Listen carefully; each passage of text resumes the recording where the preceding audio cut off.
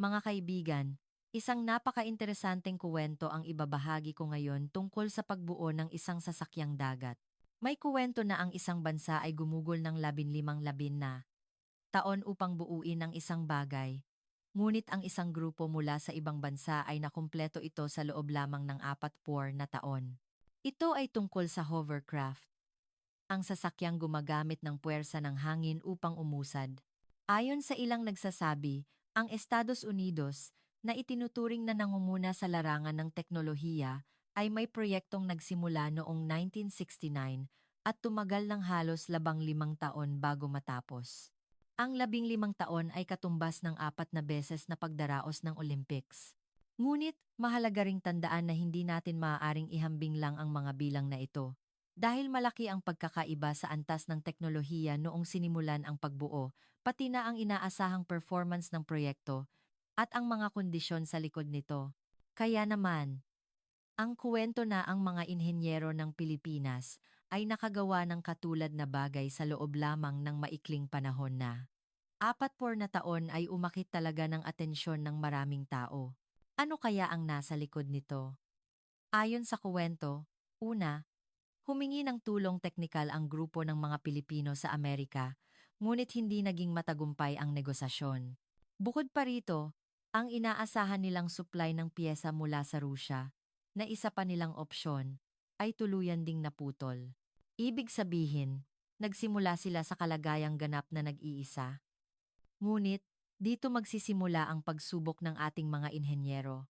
Hindi ito usapin ng kalamangan ng isang bansa sa iba, kundi isang kuwento ng talino, diskarte, at bayanihan ng mga taong nasa mahirap na sitwasyon. Ang madalas na ikinukuwento bilang kasukdulan, climax, ay ang pagbisita ng kinatawan ng US Navy pagkalipas ng 7 taon. Nang makita niya ang natapos na bangka, hindi niya naitago ang pagkamangha at nagtanong, paano ninyo nagawa ito? Mula sa kalagayang tila wala ng pag-asa, paano sila nakahanap ng paraan? Ngayon, ating pagmasdan ang proseso bilang isang kwento. Tingnan natin ng mas detalyado ang simula ng kuwento. Ang pinagmulan daw ng kuwento ay sa San Diego, Amerika, noong taong 2005. Ang kuwentong ito ay madalas na ikinukwento mula sa pananaw ni Inhenyero Jose Joey Reyes, isang kathang-isip na inhenyero na nagtatrabaho sa Pambansang Teknolohiya at Inhenyeriya ng Pilipinas, PTIP.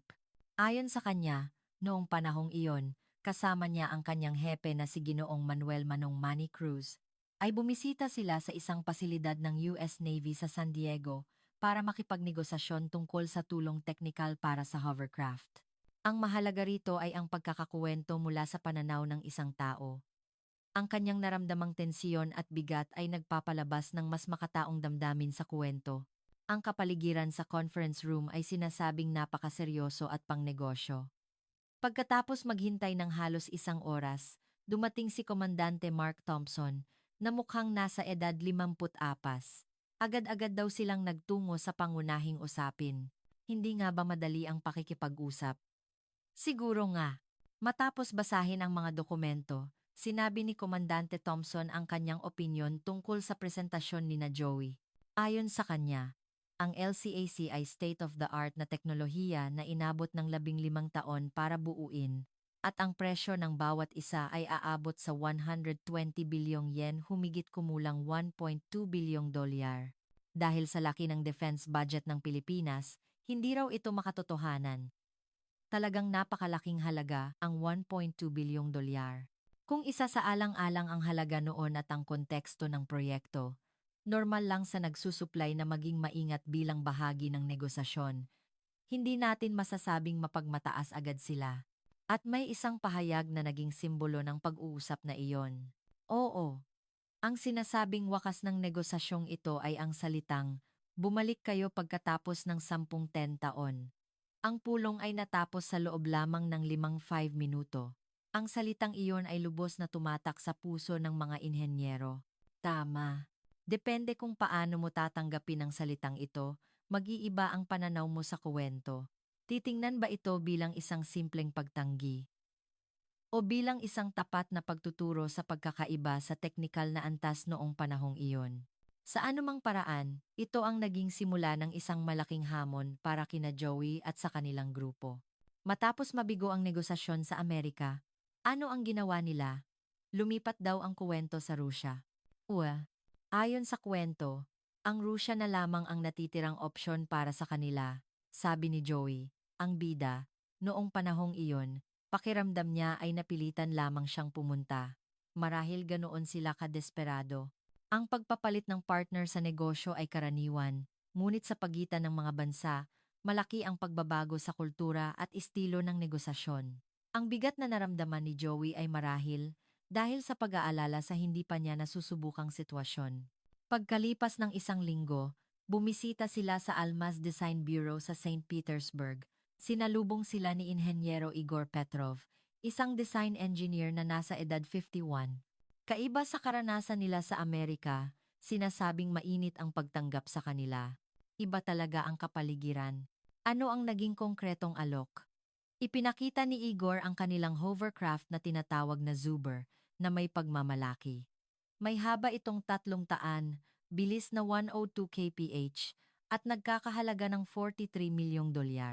Ito ay sinasabing 1,030 ng presyo ng LCAC ng Amerika. Nagpakita rin siya ng positibong pananaw sa paglilipat ng teknolohiya.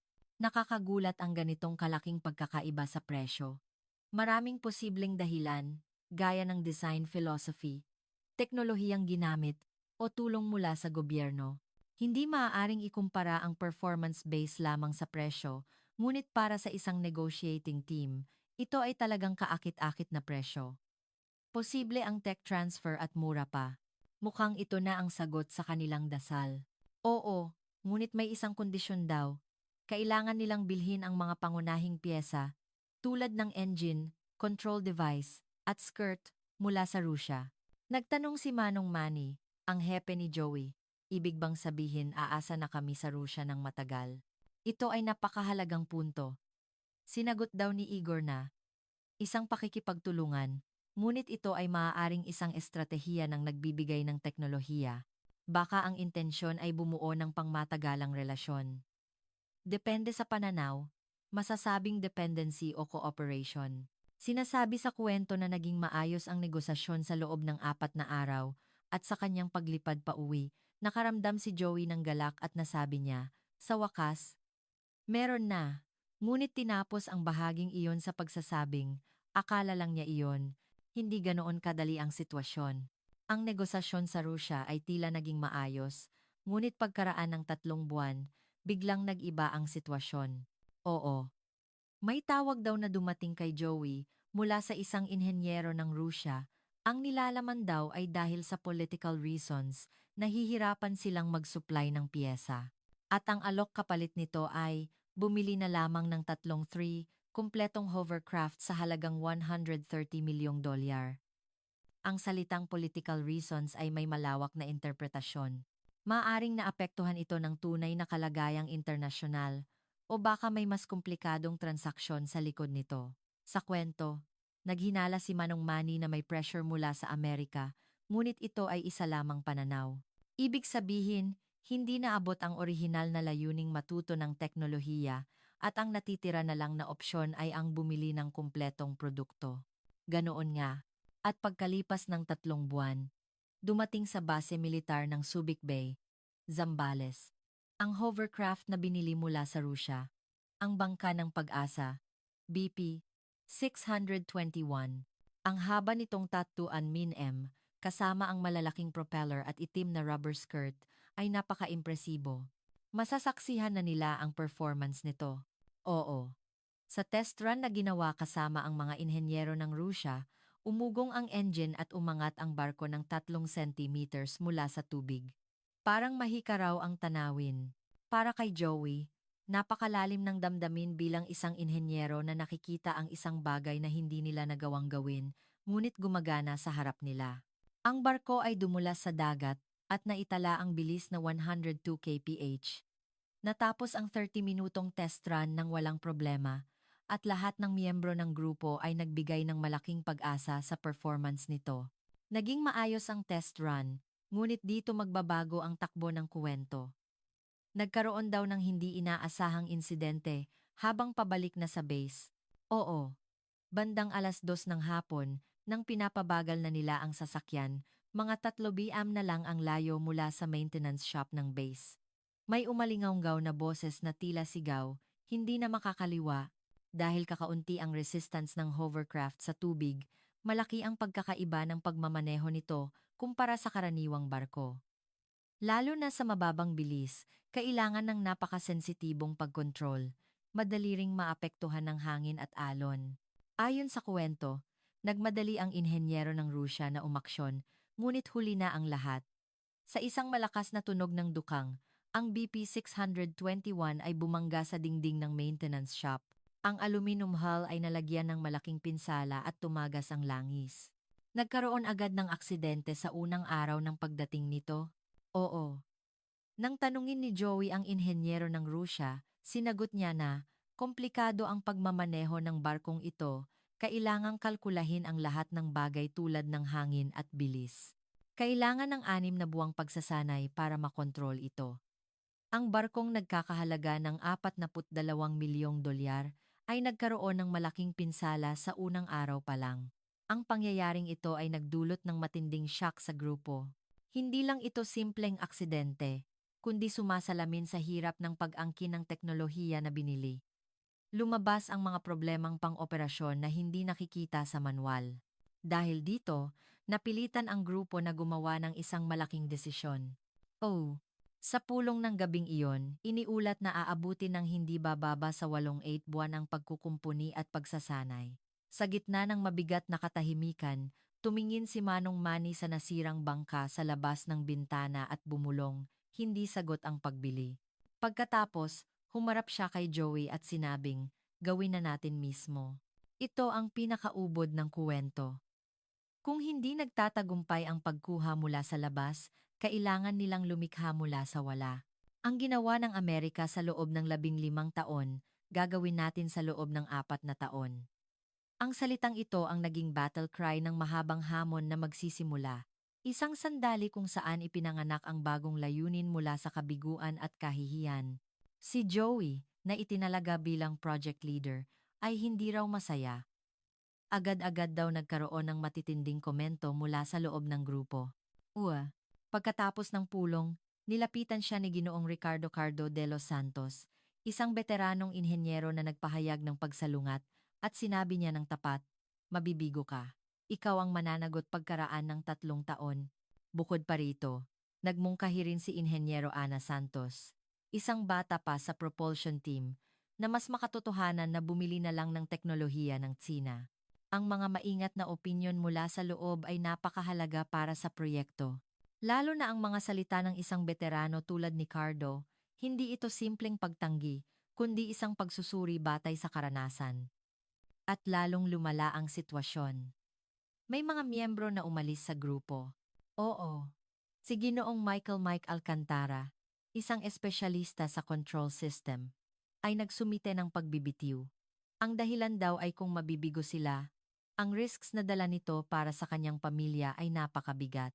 Ang pinpong kataong grupo ay naging 4 na lamang sa loob ng isang araw. Ito ay napakatao ring desisyon. Sa likod ng malalaking proyekto, laging may ganitong labanan tungkol sa personal na karera at buhay. Sinusubukan ng kuwento na ilarawan kung paano sila umuusad sa gitna ng ganitong mahirap na sitwasyon. Ano ang iniisip ni Joey, ang leader, sa gitna ng ganitong matinding pagsubok?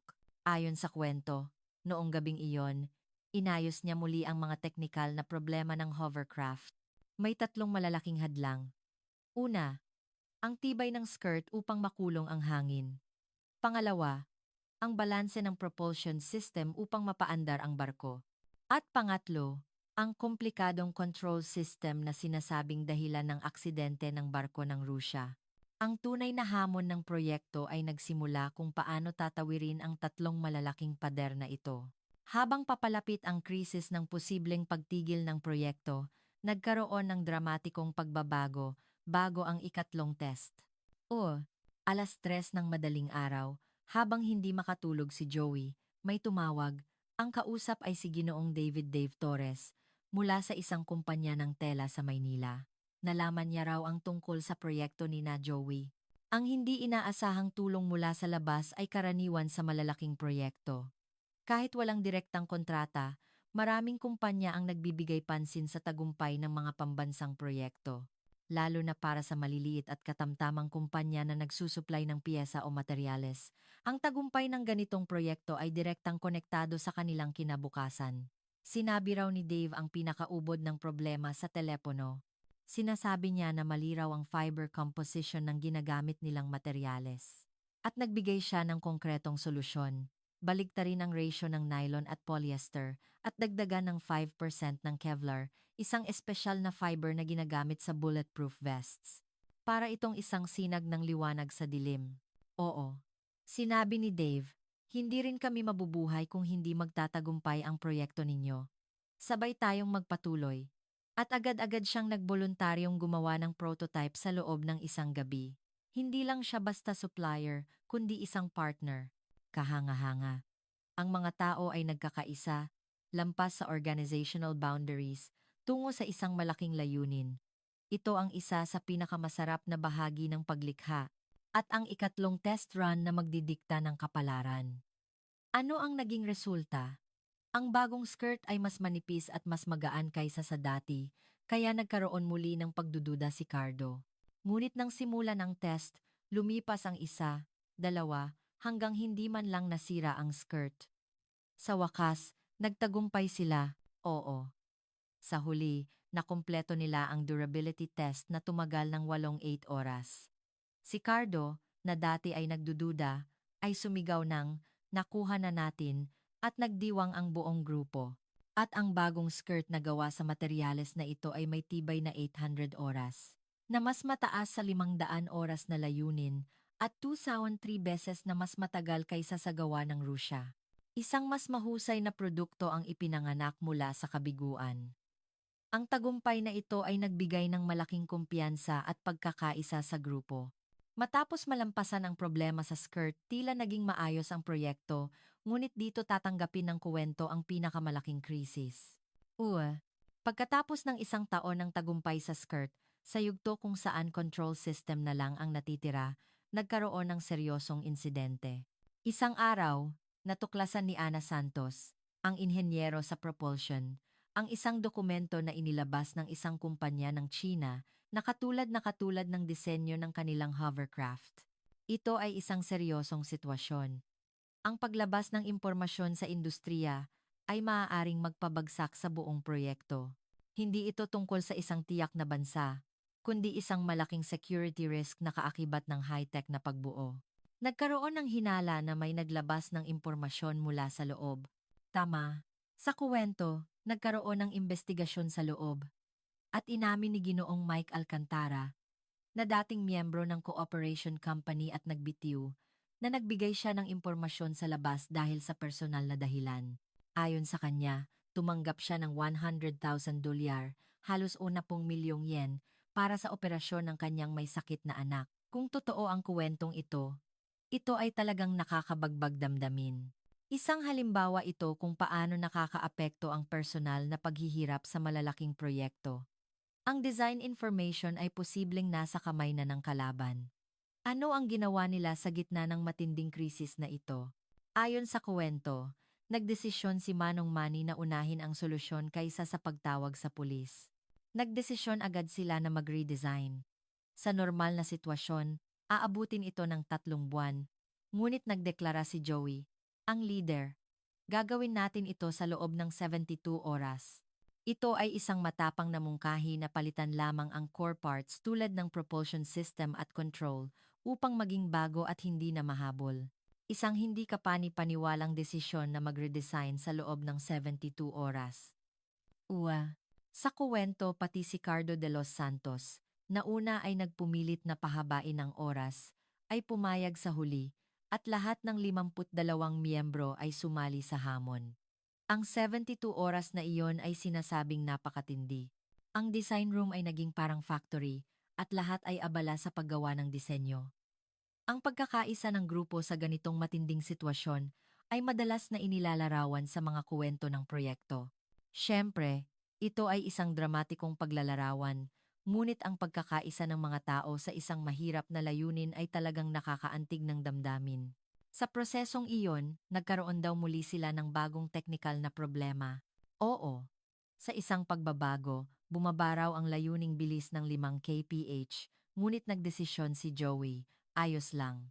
Ituloy, sinasabing mayroon ding nagkasakit, ngunit hindi siya umalis sa site hanggang sa huli. Sa loob ng 72 oras, hindi nila hinanap ang perpektong solusyon, kundi ang mabilis na paggawa ng pinakamahusay na desisyon sa panahong iyon. Ito ay inilarawan bilang isang napakatensiyonadong sitwasyon na sumusubok sa leadership. At sa umaga pagkatapos ng 72 oras, natapos na ang redesign.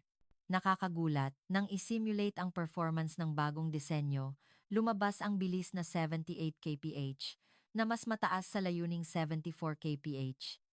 Ang krisis ay nagbunga ng mas magandang resulta. Ang kuwento ay nagpapakita na ang krisis ay naging oportunidad. Pagkatapos nito, nagpatuloy ang pagsubok.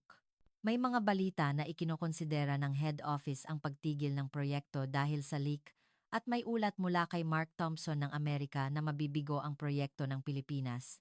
Ngunit ang grupo ay humarap sa huling pagsubok, ang sea trial. Dala ang bagong disenyo. Matapos malampasan ang maraming pagsubok, sa wakas, dumating ang araw ng pagtatapos. Ang kuwento ay nagtungo sa isang napaka-emosyonal na bahagi. Oo, ayon sa kuwento, ito ay 3 buwan pagkatapos. Lunes, alas 9 ng umaga, sa pasilidad ng Sangli Point, Cavite. Maraming opisyal ang nagtipon para sa seremonya ng paglulunsad. Ang pilak na hall ng bangka ng Pag-asa BP631, na may habang 28 meters, ay inilabas. Ito ang sandali kung saan inihayag ang resulta ng 4 na taong pagsisikap. Para sa mga inhenyero, ang sandali kung saan nagkakaroon ng hugis ang pinaghirapan nila ay napaka-espesyal. Sinasabi sa kuwento na hindi lamang si Joey, kundi marami ring miyembro ang nagpipigil ng luha. Ang pinakakapansine-pansin ay ang eksena kasama si Cardo, na dati ay nagdududa sa plano. Umiyak din siya at humingi ng tawad kay Joey. Ako ang mali, patawarin mo ako, at nagyakapan sila. Hindi lang ito tungkol sa patunay na tama ang isa, kundi isang simbolikong eksena kung paano nagkaisa ang grupo, lampas sa iba't ibang opinyon. Ang pagkakaisa sa loob ay napakahalaga para maabot ang isang malaking layunin. At sa wakas, isasagawa na ang sea trial upang subukan ang performance nito. Ano ang naging resulta? Oo, ang sea trial na nagsimula ng alas 2 ng hapon ay naging maayos. Umandar ang engine at umangat ang barko ng 30 centimeters at dumulas sa dagat, ang bilis ay tumaas at ang measuring team ay sumigaw ng 60, 70. Ang layunin nila ay 74 kph. Oo. At ang naitala nilang bilis ay 76 kph na mas mataas kaysa sa layunin. Sumigaw si Joey, nalampasan natin ang layunin, at nagdiwang ang grupo. Sinasabing mas mataas sa layunin ang naitalang bilis sa sea trial, ngunit may kahanga-hangang resulta rin sa ibang performance. O, ayon sa kuwento, ang lahat ng galaw tulad ng pagliko, pagpabilis, at pagbagal ay naging smooth, at may narinig silang boses mula sa operator sa radyo na, madali itong manehohin. Mas maganda kaysa sa Ruso. Ibig sabihin, nalampasan nila ang problema sa maneuverability na sinasabing dahilan ng aksidente ng barko ng Rusya. Ito ay isang malaking tagumpay. Hindi lang ito mabilis, kundi kailangan ding maging ligtas at mapagkakatiwalaan para maging praktikal. Resulta ito ng pagiging masinop at diskarte ng mga inhenyero. At ang sumusunod na mga numero ay binanggit sa panghuling ulat, development period na 4 na taon at 1 buwan. Budget na $450 milyong, mas mababa ng $2 milyong sa plano. At ang local parts ratio ay 91%, na mas mataas sa layuning at 10%. Ang kuwento ay nagbibigay diin na ang ginawa ng Amerika sa loob ng 15 taon ay naabot nila sa loob ng 4 na taon at mas mababa pa sa budget. O, ang tibay ng skirt ay nalampasan ang layunin. Ang propulsion efficiency ay mas mataas ng 15% kaysa sa Rusya at ang operator ay nasanay sa pagmamaneho sa loob lamang ng 10 minuto. Dahil sa sobrang tagumpay, Hindi rin makapaniwala si Joey. Ang kuwento ay napakadramatiko, ngunit sa likod ng tagumpay na ito ay may hindi mabilang na mga pagsubok at pagkakamali na hindi na ikuwento. Hindi lang natin dapat tingnan ang nagniningning na resulta, kundi ang proseso na humantong dito. Ang sinabi ni Joey sa kainan ng gabing iyon ay sumasalamin sa core ng proyektong ito. Oo. Bakit namin ito nagawa? Kasi, desperado kami, sabi niya. Wala kaming budget, wala kaming oras, pero desperado kami. Iyon ang nanalo. Ang buong bulwagan ay napuno ng malakas na palakpakan. Ang salitang desperado hishi sa orihinal ay sumasalamin sa passion, diskarte, at ingenuity na hindi nasusukat ng teknikal na kakayahan o pondo. Ang pangunahing mensahe ng kuwentong ito ay marahil ang bahaging ito. Isang linggo pagkatapos ng tagumpay, ang kuwento ay nagtungo sa isang bagong yugto. May mensaheng dumating mula sa taong Amerikano na nakita nila 7 taon na ang nakalipas. Oo, may mensahe mula kay Komandante Mark Thompson na gusto niyang bumisita sa Pilipinas at tingnan ang disenyo. Ang biglaang alok mula sa taong nagsabing, "Bumalik kayo pagkatapos ng 10 taon," ay nagpatawa kay Joey habang nagtataka. Maaari itong tawaging sandali ng pagbaliktad ng sitwasyon. Isang napaka-interesanteng plot device sa story structure. Ang taong hindi nagbigay ng halaga ay siya namang magbibigay ng halaga. Pagkalipas ng 3 araw, dumating si Komandante Thompson sa Naya, mas tumanda na nasa labang asana, at mas tahimik. Habang papunta sa Subic Bay, halos hindi sila nag-usap, at naramdaman ni Joey na may isang bagay na hindi nagbago sa kanyang pag-uugali. At sa pasilidad ng Subic, sa wakas, nagkita silang muli pagkatapos ng 7 taon. Oo, tahimik na tiningnan ni Thompson ang natapos na BP-631, hinawakan ang hull at sinuri ang skirt ng maingat. Ang unang salita niya, maliit. Maaaring tumutukoy ito sa pisikal na laki, o baka isang teknikal na komento kumpara sa LCAC ng Amerika. Nagtataka tayo kung ano ang nasa isip niya. Nang sinabi ni Joey na halos pareho lang ang laki nito sa LCAC, sumagot lang si Thompson ng hem. Matapos kumpirmahin na gas turbine engine ang ginamit, sinabi niya, "Maari ko bang makita ang demonstration bukas?" Marahil ay may iba't ibang iniisip na siya noong sandaling iyon. Kinabukasan, sa harap ni Komandante Mark Thompson, sinimulan ang demonstration. Nakaka-interes ang kanyang magiging reaksyon. Ayon sa kuwento, walang pagbabago sa ekspresyon ni Thompson habang sinusundan niya ang galaw ng barko gamit ang kanyang binoculars. Ngunit nang umabot sa 76 kph ang bilis, biglang huminto ang galaw ng kanyang binoculars. Ang 76 kph ay halos pareho sa maximum speed ng LCAC ng Amerika. Ang katotohanan na naabot nila ang performance na iyon sa loob lamang ng 4 na taon ay marahil nagpatahimik sa kanya. Ibinaba niya ang kanyang binoculars, tumingin sa barko ng tahimik at tinanong si Joey, gawa sa 4 na taon. Paano? Sumagot lang si Joey, kasi desperado kami. Sinasabi sa kuwento na nagbago ang tingin ni Thompson sa sandaling iyon. Ang kanyang puso ay nabuksan nang masaksihan niya ang performance. Ganoon nga. Nang matapos ang demonstration, nagsimula siyang magtanong ng sunod-sunod. Materyales ng skirt, durability, propulsion efficiency, at local parts ratio. Naglabas siya ng sunod-sunod na technical na tanong. Ito ay isang napaka-interesanteng eksena. Hindi lang ito simpleng inspeksyon, kundi isang tapat na paghahanap ng kaalaman ng isang propesyonal na sumusuri sa teknolohiya ng kalaban. Habang sinasagot ni Joey ang bawat tanong ng walang pag-aalinlangan, hindi na itago ni Thompson ang pagkamangha. Lalo na nang malaman niyang ang durability ng skirt ay 2.3 beses kaysa sa LCAC, mataas ang propulsion efficiency, at umabot sa 91% ang local parts ratio, nagpakita siya ng malaking pagkamangha. Ang 30 minutong tanungan ay puno ng discovery para sa kanya. Pagkatapos ng demonstration at tanungan, malaki ang naging pagbabago sa pag-uugali ni Thompson. Sa kwento, hawak niya ang kanyang wine glass at sinabing, "Mali ang pagtingin ko sa inyo." At sinabi niya ng tapat na, "Nagkamali ako," tungkol sa sinabi niyang, "Mag-aral muna kayo ng 10 taon, 7 taon na ang nakalipas." Hindi madali para sa isang tao sa kanyang posisyon ang umamin ng kanyang pagkakamali. Ito ay paggalang ng isang inhenyero sa natatanging nagawa. Oo, sinabi niya na hindi niya inasahan na magagawa nila ang project na inabot ng 15 taon sa loob lamang ng 4 na taon. Binanggit din niya na ang presyo ay 38% lamang ng LCAC at ang taunang maintenance cost ay mas mababa sa kalahati. Lubos niya itong pinuri bilang mas mahusay ang performance. At ito ang unang pagkakataon na ngumiti siya pagkatapos ng 7 taon. At nagtanong siya ng isang mahalagang tanong kina Joey. Oo, bakit kayo nagmadali? Sumagot si Joey na, hindi kami binigyan ng Amerika. At ang binili namin sa Rusya ay hindi rin naging ayos. Wala na kaming oras. Ang palitan ng salita na ito ay tumama sa core ng kwento, kung paano inilalabas ng desperate situation ang potensyal ng tao. Nang marinig ang sagot ni Joey, tumango si Thompson at sinabing, kung desperado pala, magagawa. At sinabi niya, marami akong natutunan dahil sa inyo. Ang laki ng organisasyon, oras, at budget ay hindi ang lahat.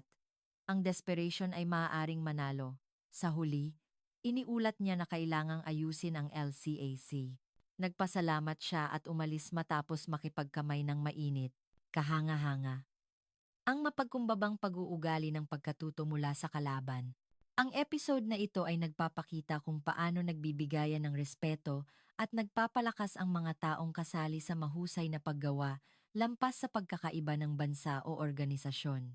Pagkatapos umalis ni Thompson ng Amerika, pagkalipas ng 3 buwan, si Igor Petrov naman ng Rusya ang bumisita. Ito ay isa ring nakaka-interes na muling pagkikita. Sa lounge ng isang hotel sa Maynila, muling nagkita si Igor, mas matanda ng kaunti kaysa 7 taon na ang nakalipas, at tila kinakabahan. Tungkol ito sa pagputol ng supply ng piyesa 7 taon na ang nakalipas. Marahil ay nanatili itong bigat sa kanilang puso. Maaari lamang itong mapag-usapan dahil lumipas na ang panahon. Oo, inamin ni Igor na ang pagputol ng supply ay dahil sa pressure mula sa Amerika. Sinasabing may nagtulak sa gobyerno ng Rusya na mag-ingat dahil ang tagumpay ng Pilipinas ay makaaapekto sa pagbebenta ng LCAC. Ang paghalubilo ng iba't ibang motibo, politikal at ekonomikal, ay posible sa likod ng internasyonal na proyekto. Ngunit kailangan din itong tanggapin ng maingat bilang kuwento mula sa pananaw ng isang tao. Sinabi niya na umayaw siya, ngunit hindi siya makatanggi sa utos ng gobyerno. At sinabi niya na lubos siyang nagulat nang magtagumpay ang Pilipinas ng mag-isa at gumawa pa ng mas mahusay kaysa sa kanilang teknolohiya. Sinuri niya ng detalyado ang teknolohiya ng Pilipinas. Oo. Matapos suriin ang lahat ng dokumento sa loob ng 6 na buwan, nagtapos siya na mas mahusay ang pamamaraan ninyo. Binanggit niya ang konkretong numero tulad ng propulsion efficiency at skirt durability at sinabing, sa totoo lang, magtatagumpay din kayo kahit wala kami. Tila ito ay isang pag-amin sa pagkatalo, ngunit ito rin ay isang tapat na papuri ng isang inhenyero sa natatanging teknolohiya.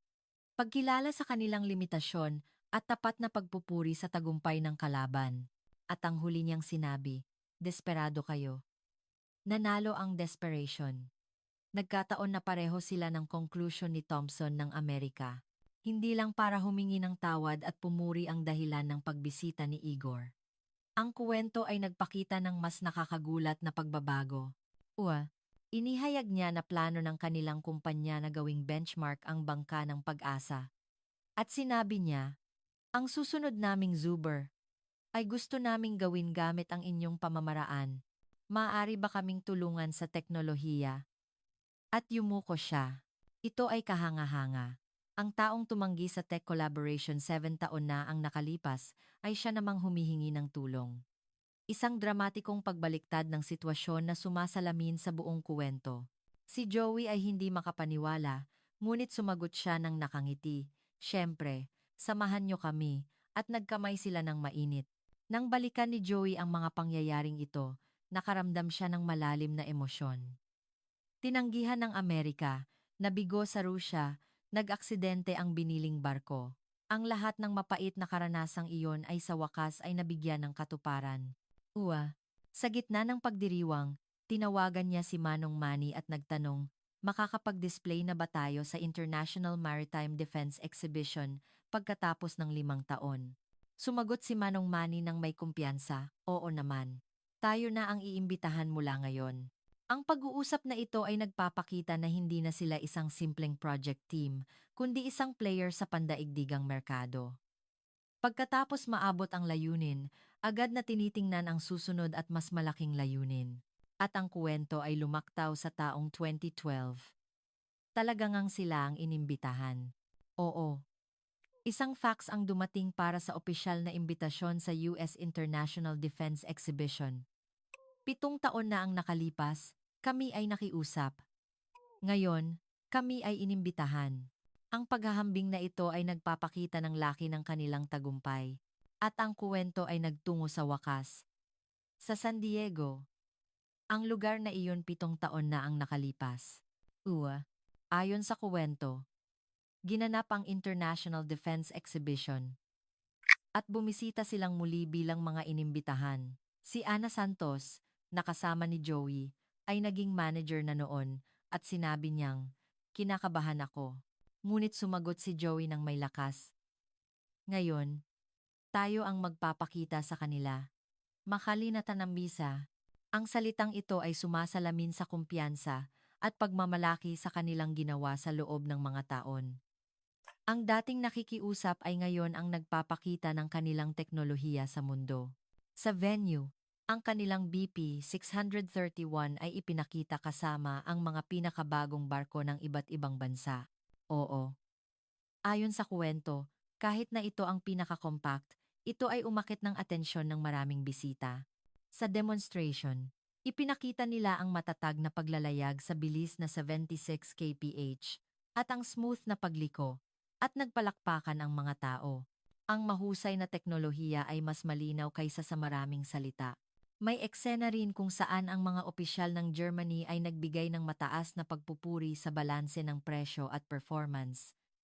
At nagkita muli ang dalawang mahahalagang tauhan. Oo. Si Komandante Mark Thompson ay bumati ng may mahinahong ekspresyon at sinabing, batiin ko kayo. Dahil sa stimulation na galing sa inyo, napagbuti namin ang LCAC. Noong una ay minamaliit ko kayo, ngunit ngayon ay iginagalang ko na kayo. Ito ay isang kahangahangang relasyon. Hindi lang ito kuwento ng pagpapabagsak sa kalaban, kundi isang konstruktibong paglalarawan kung paano umuunlad ang industriya sa pamamagitan ng paggalang at pagpapasigla sa isa't isa. Si Igor Petrov ng Rusya ay sumugod din at sinabing may malawak na ngiti. Ang bago naming Zuber ay malaki ang pagkakonsidera sa inyong pamamaraan at nagpalakpakan sila sa tagumpay. Nang gabing iyon, habang tinitingnan ang ilaw ng lungsod na minsang tumanggi sa kanya, 7 taon na ang nakalipas, tahimik na naisip ni Joey. Tungo sa finale ng kuwento, sinimulan ang pagbabalik tanaw sa kanilang pinagdaanan. Inihahayag muli ang laki ng tagumpay sa pamamagitan ng paglista ng mga numero. Binibigyang diin ng kuwento na ang project na natapos noong Abril 2007 ay nakagawa ng gawaing inabot ng Amerika ng 15 taon sa loob lamang ng 4 na taon. Hindi lang oras, kundi budget din. 45 milyong dolyar. 38% lamang kumpara sa 1.2 bilyong dolyar ng Amerika. Ang simpleng paghahambing ng mga numerong ito ay catchy at madaling maunawaan, ngunit kailangan itong tanggapin ng may pag-iingat.